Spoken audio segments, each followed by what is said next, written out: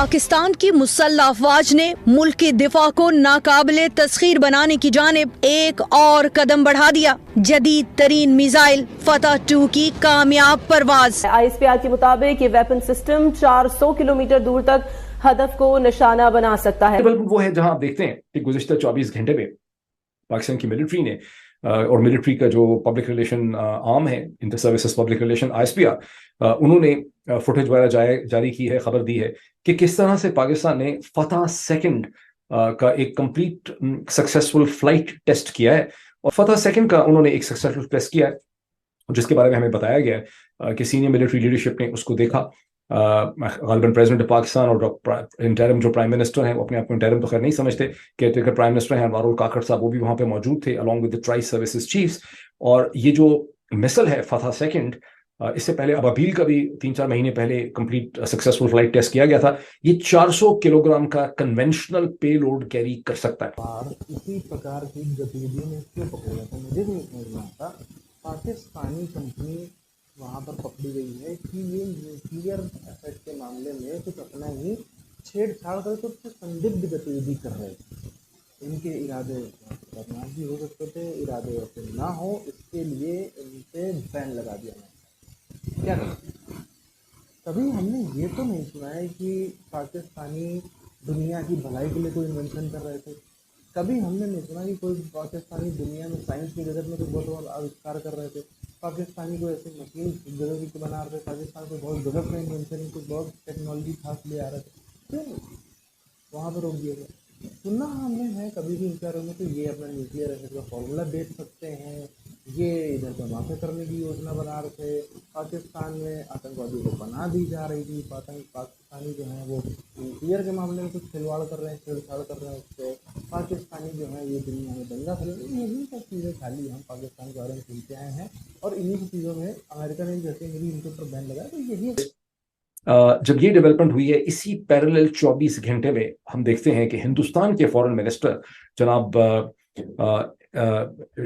जो जयशंकर सुब्रमण्यम जयशंकर जो हैं, वो मौजूद हैं मॉस्को के अंदर, जहां उनकी मुलाकात होती है रशिया के फॉरेन मिनिस्टर सर्जी लेवरोव के साथ। और फिर सर्जी लेवरोव जो है वो एक प्रेस टॉक करते हैं, जिसमें दोनों करते हैं प्रेस टॉक, लेकिन स्टेटमेंट ये इश्यू होती है कि रशिया और हिंदुस्तान जो है उन्होंने उनके दरमियान एक एग्रीमेंट हो गया है, एक अंडरस्टैंडिंग हो गई है। यूक्रेन की जंग के बाद से हिंदुस्तान ने अपनी बहुत ही कामयाब सक्सेसफुल डिप्लोमेसी की है, जिसमें उन्होंने एक तरफ तो अपना मल्टी डिमेंशनल वेस्ट रिलेशनशिप है उसको भी बरकरार रखा है। वो दुनिया के तमाम इंपॉर्टेंट जो फोरा हैं ट्रेड के हवाले से, स्ट्रेटेजिक जो फोरम्स हैं, वहां पर भी मौजूद हैं। और रशिया के साथ उनका जो ट्रेड है उसमें भी इजाफा हुआ है। रशिया एक कैश स्ट्रैप्ड इकोनॉमी है, मुश्किल में है, उसके ऊपर कभी भी किसी मेजर पावर के ऊपर इंसानी तारीख में इतने बड़े सैंक्शंस नहीं लगाए गए जितने इस वक्त रशिया को सैंक्शंस फेस करने पड़ रहे हैं। ये सैंक्शंस उन सैंक्शंस से ज्यादा डीप और बाइटिंग सैंक्शंस हैं जो यूक्रेन के बाद लगे हैं। आम आज किधर खड़ा है, एक और वीडियो मुलाहिजा कीजिए। ये आज पाकिस्तान की अफवाज ने ये टेस्ट किया है, ये फतेह 2 जो है एक नया मिसाइल बनाया है इन्होंने, ये मिसाइल टेस्ट हुआ है। हम इसे बचपने से, मैं कम से कम 1980 की दहाई से PTV के ज़माने से देखता आ रहा हूँ कि एक मिसाइल बनता है, वो मिसाइल उड़ता है, वो मिसाइल गिर जाता है और फिर लोग तालियां बजाते हैं। कामयाब टेस्ट को लोग गालियां दे रहे हैं, नेगेटिव लोग हुए में हैं। उसी दिन, जिस दिन शाह महमूद कुरैशी के साथ ये हुआ, उसी दिन पाक फौज ने अपनी सलाहियतें, अपने डोले, अपना आप कह सकते हैं जो उनका एक जज्बा है, उनकी एक जो टेक्नोलॉजी है, वो दिखाने की कोशिश की, and it fail flat on its face. इस वक्त सिस्टम को मिसाइलों की जरूरत नहीं है, इस वक्त सिस्टम को लोगों की जरूरत है, अवाम के कॉन्फिडेंस की जरूरत है। बाकी जो मुल्क हैं हमारे खत्ते में, ये उन ममालिक में नहीं हो रहा। हिंदुस्तान भी मिसाइल टेस्ट करता है, ऐसे नेगेटिव कमेंट्स खुद हिंदुस्तानियों से नहीं आते। ईरान भी मिसाइल टेस्ट करता है, ऐसे कमेंट्स जो ईरानी हैं उनसे नहीं आते। क्या इसका मतलब है कि पाकिस्तानी जो अवाम है वो मुहब्बे वतन नहीं है? क्या इसका ये मतलब है कि सिर्फ इमरान खान के फॉलोअर्स सोशल मीडिया पे रहते हैं और गालियां देते हैं? Absolutely not. ओवरऑल इवन वो लोग जो पॉलिटिकली इंक्लाइंड नहीं है, जो इमरान खान की पार्टी के मेंबर नहीं है, जो यूथिया नहीं है, वो भी सिस्टम से डिसएन्चांटेड हुए हुए हैं, सिस्टम से खफा हुए हैं। तो आज शाह महमूद कुरैशी साहब की एक अजीब वगैरह वीडियो सामने आई है जिसमें तमाशा खड़ा हो गया। सर फॉरेन मिनिस्टर रहे हैं वो, बहरहाल हमारे एक बार नहीं 2 बार, और उनके साथ ऐसा सलूक होना तो नहीं चाहिए। कि अपने दौर के अंदर भी तो वाकयात जो हुए थे, फिर ये टिट फॉर टैट है। और दूसरा, सियासत जो है बिल्कुल ऐसी एक घाटी की तरह है कि जिसमें आप आवाज दें तो वो लौट कर वापस आती है। आपको मैं याद कराना चाहूंगा कि जिस तरीके से राणा सनाउल्लाह साहब जो कि वो भी बहुत दफा मिनिस्टर रह चुके इंटीरियर के, उनको पकड़ के ऊपर हेरोइन डाली गई और पीटीआई के कई बड़े बड़े तगड़े वजीर कसमें खाते रहे जो कहते हैं अल्लाह को जान देनी है उन्होंने, खासकर उनका एक था, तो उसके ऊपर 30 किलो हेरोइन डाल दी। बड़े राणा सनाउल्लाह साहब बड़े खुद एक वकील है खुद। तो ये फिर टिट फॉर टैट है। जिस तरीके से राणा सनाउल्लाह साहब को किया था, आज बर्दाश्त करें। 1,25,000 बंदे के आप 5 भी जाली अकाउंट उनके लगाए तो आप खुद अंदाजा लगा लें, ट्रोलिंग करने की सलाहियत तो रखते हैं। और देखा जाए तो इमरान खान साहब एक ट्विटर के लीडर ही है, उनका तो पाकिस्तान भी ऑनलाइन है। अब देखें वोटिंग भी ऑनलाइन होगी तो उसके कहां तक पहुंचेगी वो, ये तो उन्हीं को पता होना चाहिए। कोई खास इलाका नहीं है उनका। जो इलेक्शन के हवाले से आपने बात की है तो एक ड्रामा होने वाला है आरजू, क्योंकि इस वक्त सुना है एक एक हल्के में 25-25 लोग हैं जो सारे कहते हैं पीटीआई के।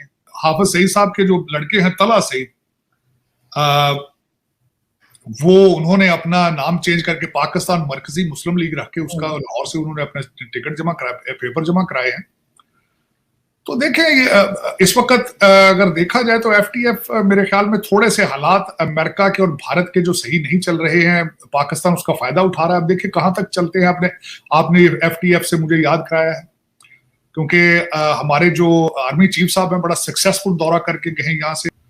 देखिए इस वक्त अगर देखा जाए तो भारत की फॉरेन पॉलिसी जो है वो काफी इंडिपेंडेंट है, क्योंकि उसकी वजह भारत की इकानमी है। क्योंकि जब तक आपकी इकानमी स्ट्रांग नहीं होगी, आपकी उस वक्त तक आप इंडिपेंडेंट फैसले नहीं कर पाएंगे।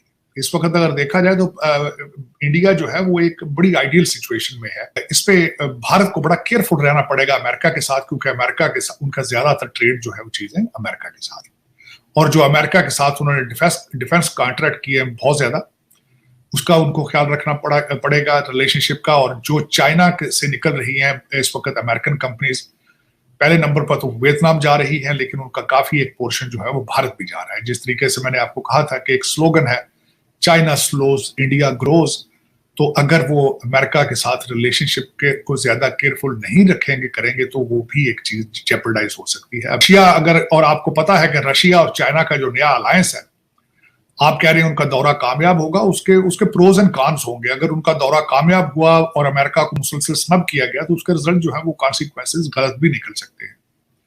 और गलत अगर भारत के लिए निकलेंगे तो वो फायदेमंद होंगे पाकिस्तान के लिए। उनकी लॉटरी निकल आएगी, डॉलरों की बारिश शुरू हो जाएगी फिर, और उसमें पाकिस्तान का फायदा तो नहीं होगा। प्रॉपर्टी दुबई, लंदन, टोरंटो में बहुत बिकेगी, फायदा फिर इनका ही होगा। दुनिया में 9 ऐसे देश हैं जिन्होंने सफलतापूर्ण अपना परमाणु परीक्षण किया। उन 9 में से अगर हम बात करें United states, United kingdom, France, Russia, India, China, Pakistan, north Korea, ये वो 7 देश हैं 9 देश हैं जिन्होंने अपना सक्सेसफुली जो है परीक्षण किया। पर इन 9 में से सिर्फ 2 ऐसे देश हैं, और 2 में से ही वो 2 देश हैं नॉर्थ कोरिया, पाकिस्तान। और नॉर्थ कोरिया पाकिस्तान में से पाकिस्तान, चलो नॉर्थ कोरिया का तो ये है सनकी है, तानाशाह है, सनकी आदमी है, दिमाग खराब होगा उसका तो चला सकता है। कम से कम नॉर्थ कोरिया पे कोई ये नहीं बोल सकता कि नॉर्थ कोरिया का जो राजा चुन रहे हैं वो चंद डॉलर के लिए एटम भी किसी को दे देंगे, ये नहीं हो सकता। कम से कम पाकिस्तान के मामले में दुनिया जानती है उनको कोई दुनिया का आतंकी देश, कोई इनको आतंकी संगठन थोड़ा सा उनके मुंह पे डॉलर फेंक के मारेगा, ये दुम हिलाते हुए कुछ भी कर सकते हैं। ये दुम हिलाते हुए उनको कुछ तकलीफ दे सकते हैं, ये दुम हिलाते हुए उनको कुछ उसके न्यूक्लियर के हिस्से दे सकते हैं, ये कुछ भी किसी भी हद तक जा सकते हैं पैसे के लिए। इनकी कोई वो दीन ईमान नहीं है, कोई पाकिस्तानियों का कोई दीन ईमान कुछ नहीं है। बाकी 7 देशों को कोई ये तो नहीं कहता कि यूके ऐसा कर देगा, कोई नहीं कहता कि फ्रांस जो है वो अपने न्यूक्लियर असेट बेच देगा, इंडिया बेच देगा, रशिया बेच देगा, नहीं कहता, क्योंकि वो करते नहीं है। इन देशों में थोड़ा सा दीन ईमान है। पाकिस्तान ऐसा देश है जिसका कोई दीन ईमान नहीं। संभवतः दुनिया भर में काफ़ी सारे लोग कहते भी हैं कि चाइना ने ही इनको दिया है, और चाइना ने इनको दिया भी इसीलिए है कि कभी ज़रूरत पड़ेगी तो अपने किसी भी दुश्मन से भाई पाकिस्तान धमकी देंगे देखो हम तो नहीं चलाएंगे चाइना से, लेकिन ये पाकिस्तान तुम्हारे ऊपर चला देगा। इंडिया को धमकी दे सकते हैं कि पाकिस्तान तुम्हारे ऊपर चला देगा, फिर अपने उससे निपटना, हम तो यहाँ पे साफ सुथरा बचे रहेंगे। ऐसी हालांकि करने की औकात नहीं है ना पाकिस्तान की ना चाइना की, पर फिर भी एक बात है, अब पूरी दुनिया जानती है कि ये कौम, पाकिस्तानी कौम जो है वो, उसका मकसद ये है सोते उठते बैठते जागते, यहाँ धमाका कर दो, वहाँ ब्लास्ट कर दो, ये बदला ले लो, काफिरों को सजा दे दो, ये कर दो वो कर दो, इस तरीके से उड़ा दो, वहाँ के ये हाहाकार मचा दो, आतंकवाद फैला दो, ये सब चीज़ें कल्चर है। कोई भी सुनेगा कि कोई पाकिस्तानी कंपनी, सिर्फ सुनेगा भी, चाहे वो कोई पाकिस्तानी भी सुन ले कि कोई पाकिस्तानी कंपनी है जो न्यूक्लियर एसेट में कुछ छेड़छाड़ कुछ खिलवाड़ कर रही है, तुरंत उसका भी दिमाग जाएगा कि गुरु ये लग रहा है कुछ बड़ा करने की है, पहले खुद को बचाओ, भाग जाओ यहाँ से। तो और कोई भी देश इनके ऊपर बैन, उन्होंने तो बाकायदा जो सोच समझ के बाकायदा पूरी तहकीकात करके इनके ऊपर बैन लगाया, तो आखिर क्या गलत कर दी।